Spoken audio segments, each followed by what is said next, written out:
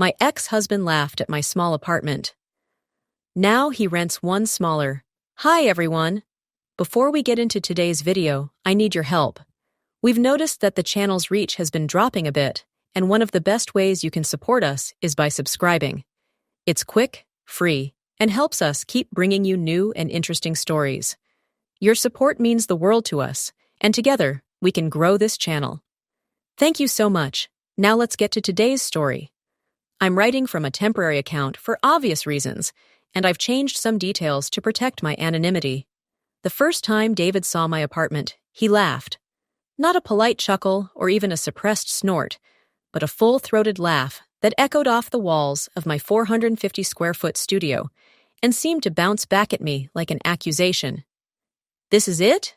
he said, standing in my doorway with his arms crossed, wearing that expression I'd learned to dread during our 8-year marriage, the one that suggested I'd disappointed him again. "This is where you're living?" I wanted to tell him that yes, this was it, and it was mine.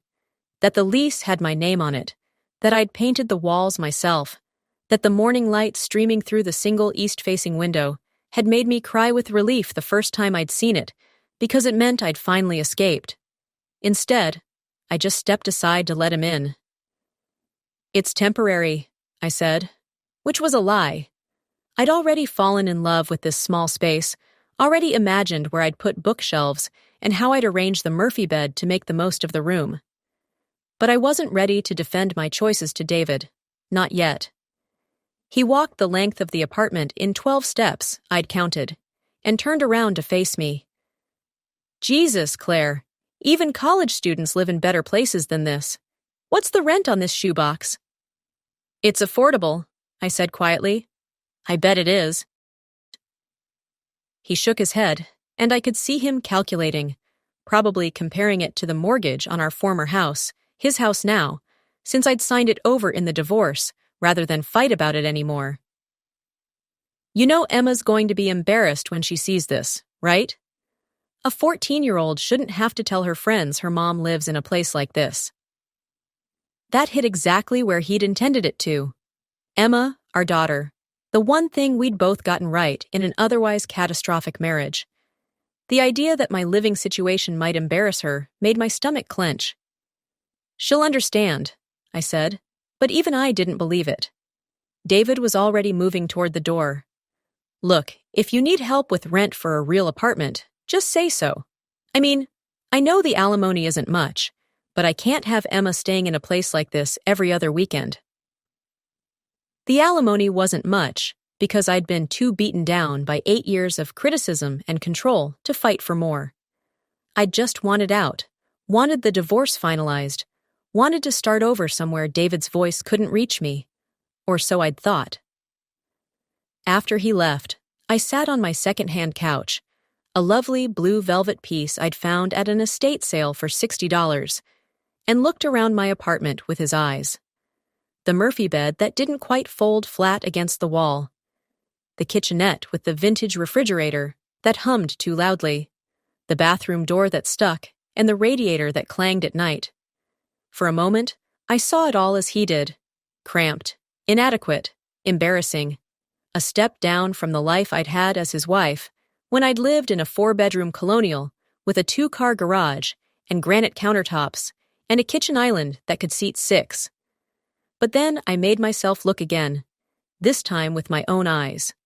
The morning light really was beautiful, turning the white walls golden and making the plants on my windowsill glow green. The couch was small but comfortable, and I'd arranged it so I could see both the window and the little dining nook where I'd set up my laptop. Everything was clean and organized and mine. That was the word that mattered. Mine. For the first time in my adult life, I lived in a space that no one else controlled, where no one told me the throw pillows were the wrong color, or the books were making the shelves look cluttered, where I could eat cereal for dinner or stay up until 2 a.m. reading without anyone sighing dramatically about responsibilities and being an adult.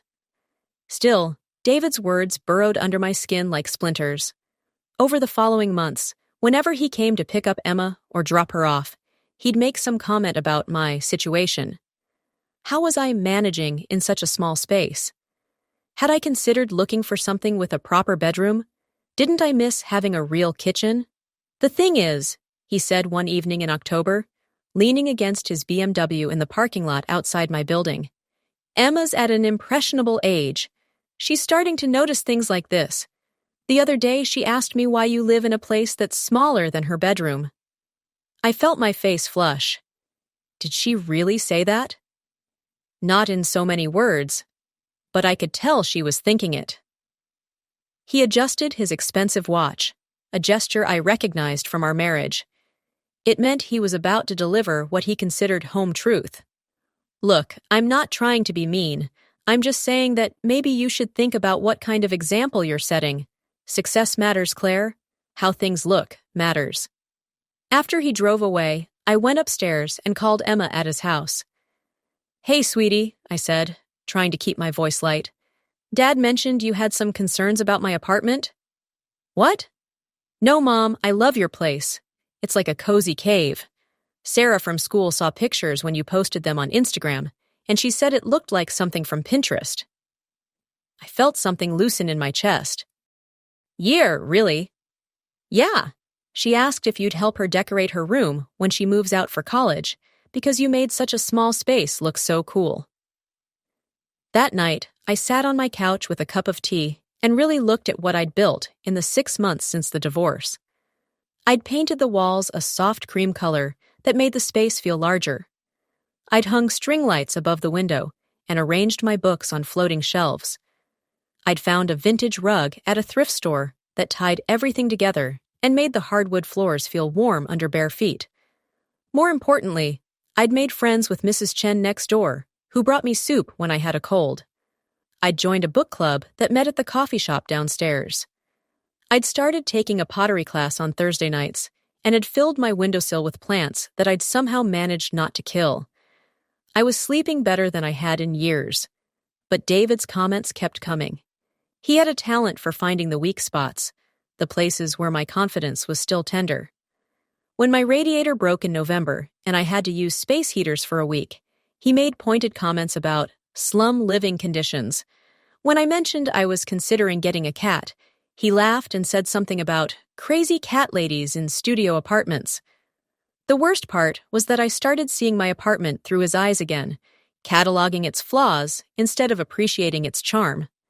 I caught myself making excuses to friends, to family, to myself, about why I lived in such a small space. It's temporary, I'd say. It's just until I get back on my feet. As if my feet weren't already firmly planted. As if I wasn't already building the life I actually wanted. The turning point came at Emma's school winter concert in December.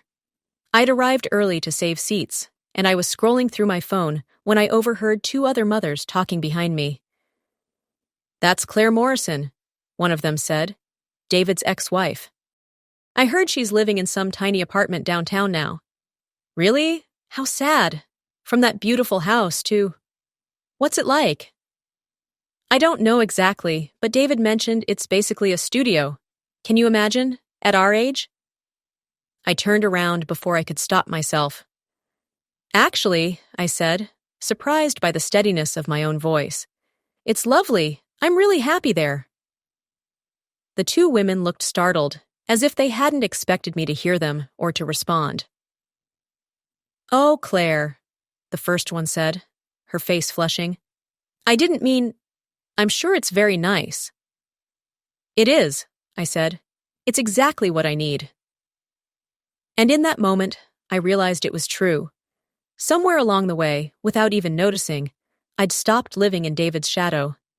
I'd stopped measuring my worth by the square footage of my home, or the price of my car, or any of the external markers he'd taught me to value during our marriage. Emma found me after the concert, her face glowing with pride from her solo performance. Mom, did you hear me hit that high note? You were perfect, I told her, hugging her tight. Absolutely perfect. Can I come to your place tonight instead of Dad's? I want to show you this new song I learned on guitar. As we walked to my car, a reliable Honda Civic that David had once described as embarrassing, Emma chatted about her friends and her classes and her plans for winter break. She didn't seem embarrassed by my small apartment or my small car, or my small life. If anything, she seemed more relaxed with me than she had when we'd lived in the big house with its big mortgage and big expectations. That night, she sat cross-legged on my couch while I made us grilled cheese sandwiches in my tiny kitchen, and she played her new song. The apartment filled with music, and I realized this was what happiness felt like. Not grand or dramatic, but warm and simple and real. I like it better here than at Dad's, Emma said suddenly, setting down her guitar. Why? His house is so big and empty now, and Melissa, she made a face, keeps trying to redecorate everything. She threw away the pillows you made for the living room, the ones with the embroidered flowers. She said they didn't match her aesthetic. Melissa was David's new girlfriend, a real estate agent with perfectly blown-out hair and a fondness for beige. They'd been dating for about 4 months, and according to Emma, she was already acting like she owned the place. I'm sorry about the pillows, I said. I could make you new ones for your room there. That's okay, I like how your place feels like home. Like you know?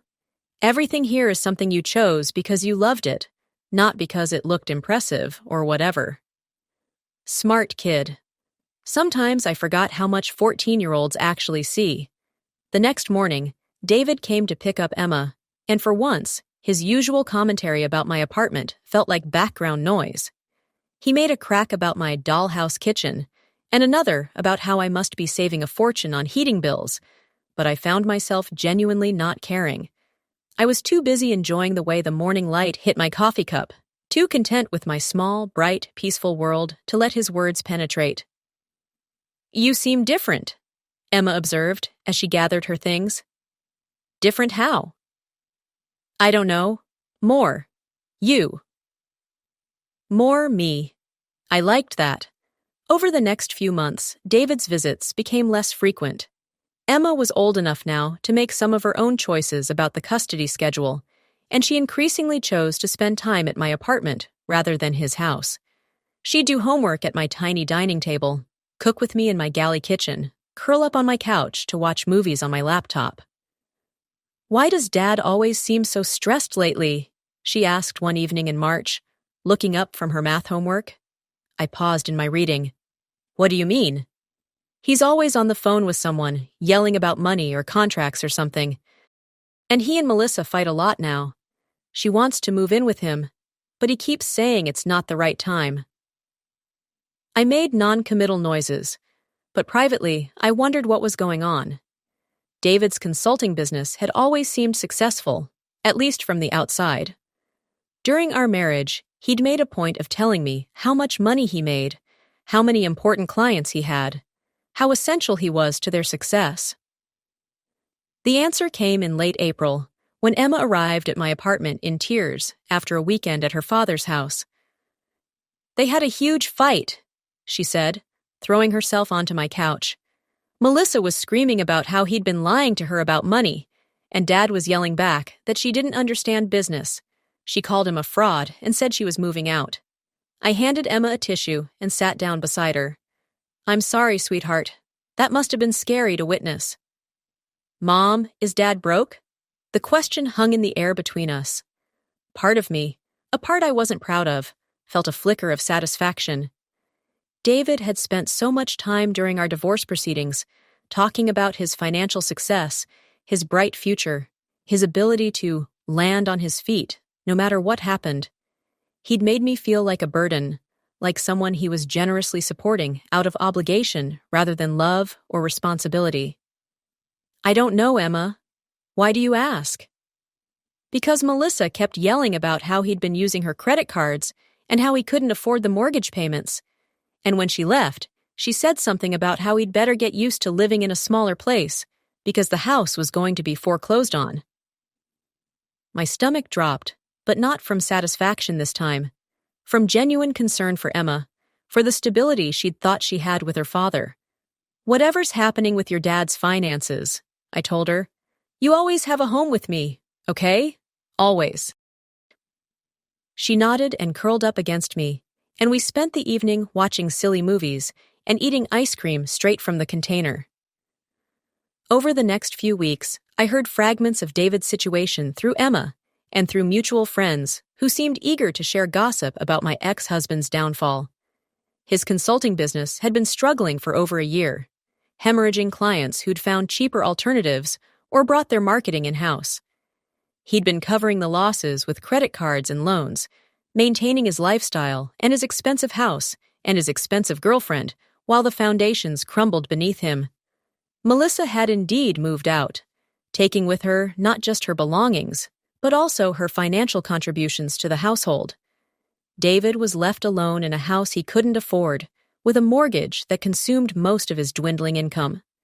I felt genuinely sorry for him, but I also felt something else, a quiet sense of vindication. Not because I wanted him to fail, but because his failure proved that all the things he'd mocked me for, my small apartment, my modest lifestyle, my focus on contentment over status, were actually strengths, not weaknesses. The confirmation came on a rainy Saturday in May. Emma had spent the night at my place, and we were making pancakes when she got a text from her father. "He wants me to come see his new apartment," she said, frowning at her phone. "New apartment?" "Yeah, he had to move out of the house last week.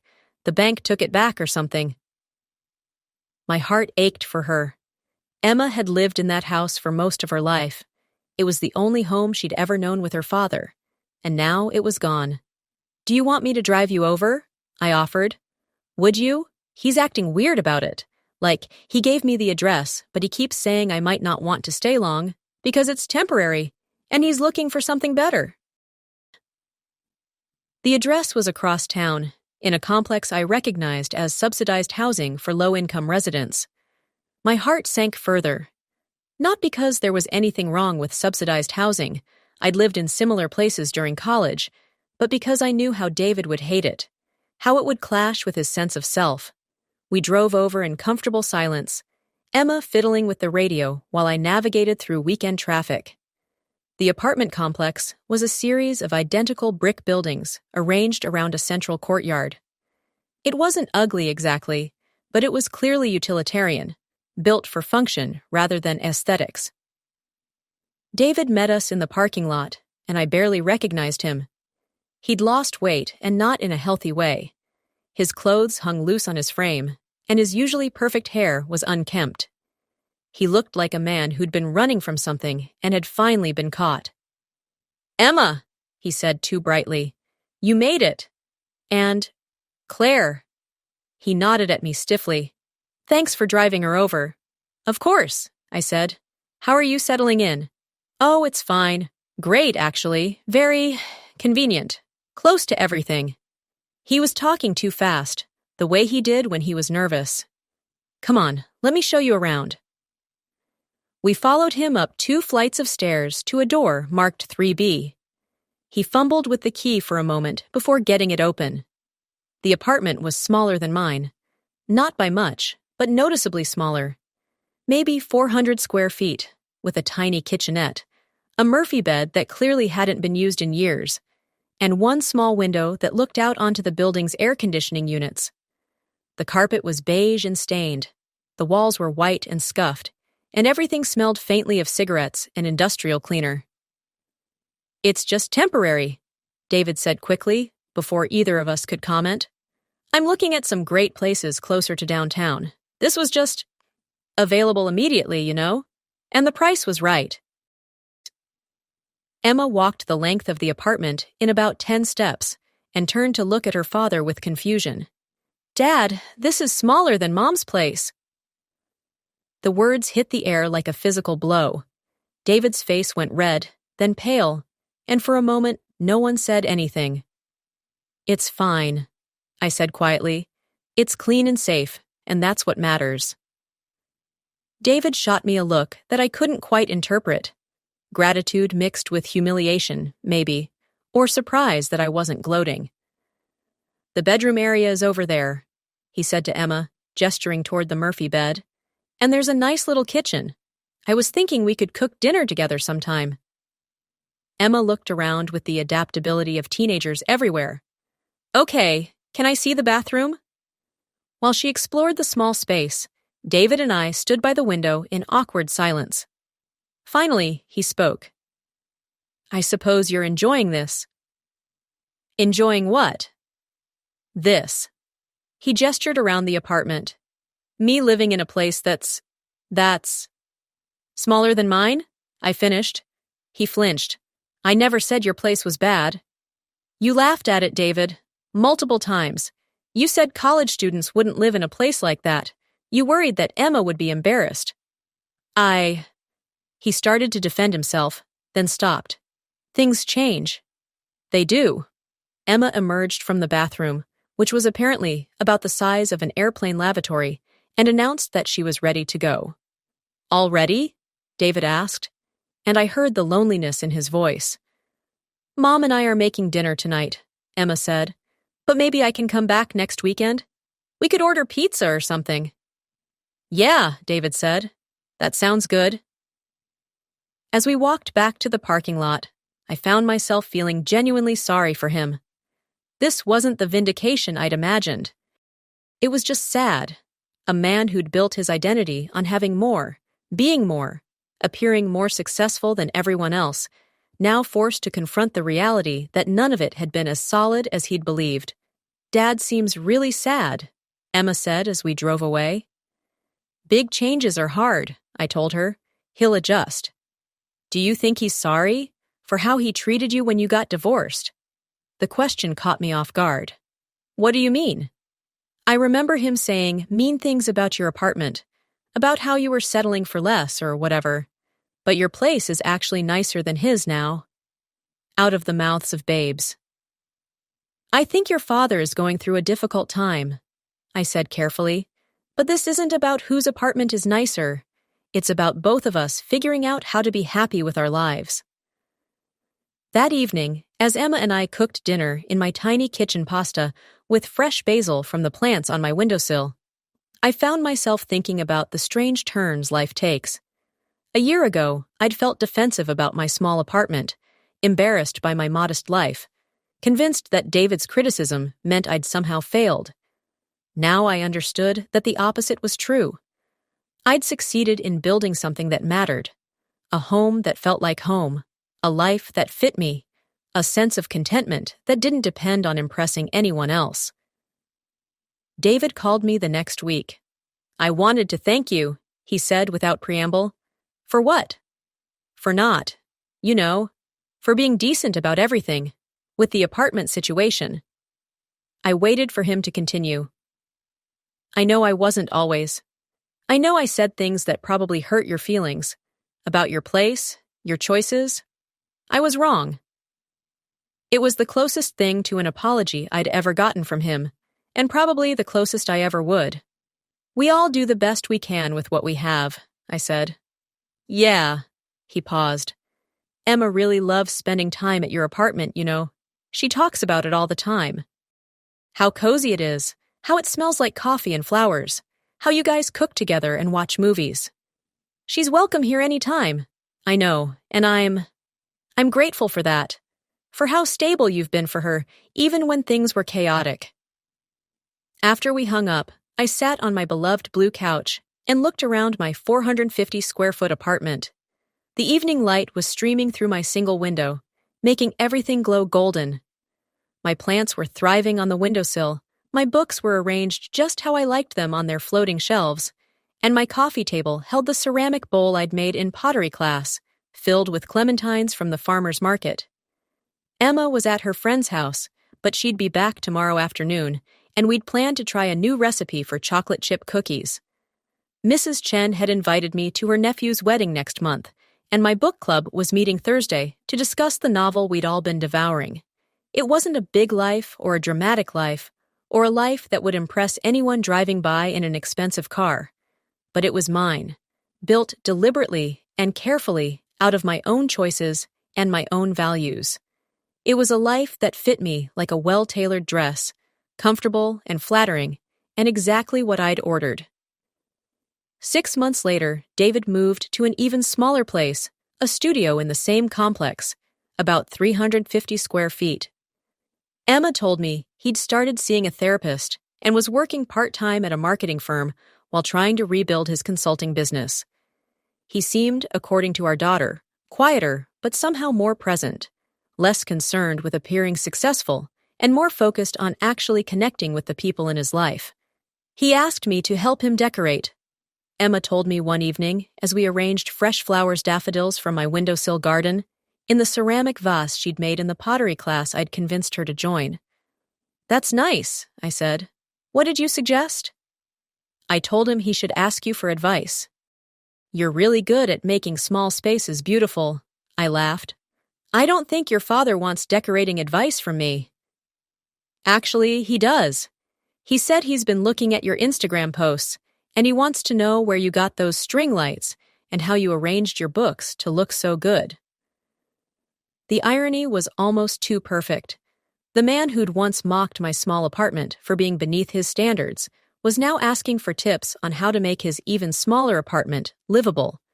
But more than ironic, it felt like growth. David was learning, finally, that a home's value wasn't measured in square feet or mortgage payments, but in the peace it brought its inhabitants. That success wasn't about having more than other people, but about building a life that actually fit the person living it. As for me, I kept my apartment exactly as it was. 450 square feet of contentment, of morning light and evening stillness, of space that was entirely and completely mine. I'd learned something important in that small space, that happiness doesn't expand to fill the room you're in. It grows from the inside out, independent of ceiling height or granite countertops or anyone else's opinion of your choices. My ex-husband had laughed at my small apartment, certain that it represented some kind of failure on my part. Now he rented one smaller, and neither of us was laughing. We were both just trying to build lives that worked, homes that felt like home, spaces where we could be ourselves without apology. Some stories end with grand gestures or dramatic confrontations. This one ended with me watering my plants, and Emma practicing guitar, and David learning to find contentment in 350 square feet. It ended with all of us understanding, finally, that the size of your space matters far less than the size of your peace within it. And in my small apartment, with its single window, and its humming refrigerator, and its radiator that still clanged at night, my peace was enormous,